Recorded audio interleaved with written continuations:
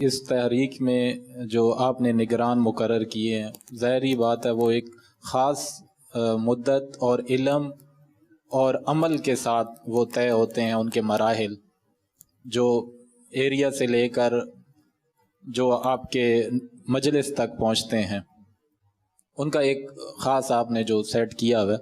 تو اسی طرح یہ تحریک کا آپ مستقبل آپ کے آگے کیا دیکھ رہے ہیں بس ایک اپنی حیات کے؟ اپنی مطلب یعنی کہ اللہ کی رضا اپنی منزل ہے، بس یہ مل جائے کسی طرح.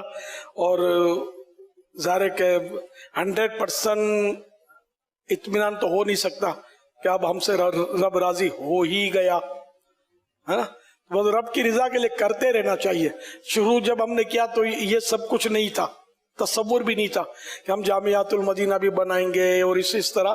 تو وہ کام کو کام سکھاتا گیا اور آگے کچھ جاری رہی، اور ایک سے ایک اہل اسلامی بھائی ہمیں ملتے رہے اللہ کی رحمت سے. اور اب بھی آگے انشاءاللہ کام کرنے والے ملتے چلے جائیں گے اور یوں انشاءاللہ کام بڑھتا چلا جائے گا. کوئی خاص متعین ہدف نہیں ہے کہ یہ ہمارا بس ادھر تک ہے، انلمیٹڈ ہے، چلتے رہیں گے انشاءاللہ. مطلب آپ کا کہنا یہ ہے کہ جو بھی اس کے قابل ہوگا وہ متعین ہوگا. اب وہ مطلب انڈرسٹوڈ ہے کہ مطلب جو قابل ہوگا وہی آگے بڑھے گا. بالکل انڈرسٹوڈ ہے.